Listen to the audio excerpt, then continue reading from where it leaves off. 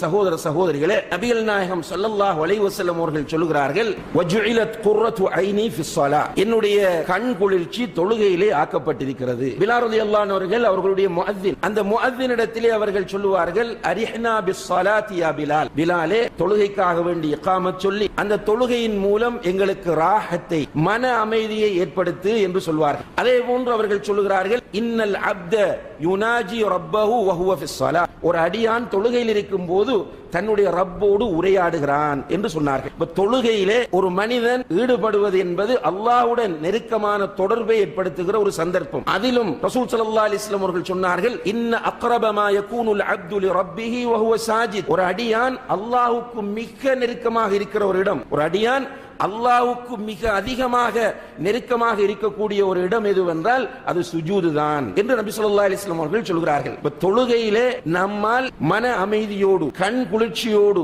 சந்தோஷமாக ஈடுபட முடிகிறதா என்ற ஒரு சாதாரணமான கேள்வியை ஒவ்வொருவரும் நம்மிடத்திலே கேட்டு பார்த்தால், தொழுகையிலே ஆசை, தொழுகையிலே விருப்பம், அடுத்த தொழுகைக்கு எப்போது அதான் சொல்லும் என்ற தேடல், இது நம்மிடத்திலே இருக்கிறதா என்று கேட்டால் பெரும்பாலும் நம்முடைய தொழுகைகள் எப்படி இருக்கிறது என்றால், முனாஃபிக்குகளை பற்றி அல்லாஹ் சொல்கிறானே, முனாஃபிக்குகள் இதா காமு இல ஸலாத்தி காமு குஸாலா, அவர்கள் தொழுகைக்காக எழுந்து நின்றால் சோம்பேறிகளாகத்தான் எழுந்து நிற்பார்கள். அதாவது எப்போது தொழுது முடியும் என்று எதிர்பார்த்து கொண்டிருப்பார்கள். சலாம் கொடுத்தவுடன் ஓடி விடுவார்கள். நம்முடைய தொழுகை எப்படி இருக்கிறது என்று நாம் சிந்திக்க வேண்டும். பெரும்பாலானவர்கள் சுன்னத்தான தொழுகைகளில் என்ன ஓதி தொழுகிறோம்? நம்முடைய சுன்னத்தான தொழுகைகளில் குல் சூறாக்கள், மிக சிறிய சூறாக்களைத்தான் பெரும்பாலானவர்கள் நாம் ஓதி தொழுகிறோம். இது எல்லோருக்கும் தெரியும். நீண்ட நேரம் சுஜூதை நீட்டுகிறவர்கள் கிடையாது.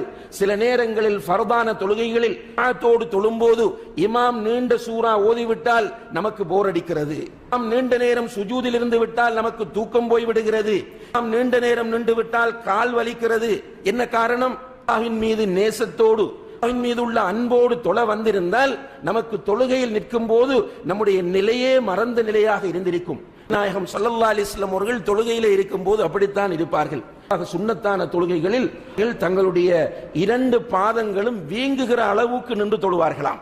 சகோதர சகோதரிகளே, நன்றாக நாம் சிந்தித்து பார்க்க வேண்டும். இரண்டு பாதங்களும் வீங்குகிற அளவுக்கு அவர்கள் தொழுகையிலே ஈடுபடுவார்கள். சில நேரங்களில் இரவு தொழுகையிலே ஒரு ரக்அத்திலே சூரத்துல் பக்ரா, சூரத்து ஆல இம்ரான், சூரத்து நிசா போன்ற சூறாக்களை ஒரு ரக்அத்தில் அவர்கள் ஓதி இருக்கிறார்கள். அல்லாஹ் அக்பர். அவ்வளவு நேரமும் தொழுகையில் இருப்பது அவர்களுக்கு புரியவே புரியாது. இந்த தொழுகையினுடைய நேரம் செல்வது என்பது மிக வேகமாக இருக்கும். ஏனென்றால் அவர்கள் அல்லாஹ்வை நேசித்தவர்களாக, அல்லாஹ்வின் மீது மஹப்பத் வைத்தவர்களாக அந்த தொழுகையிலே ஈடுபட்டார்.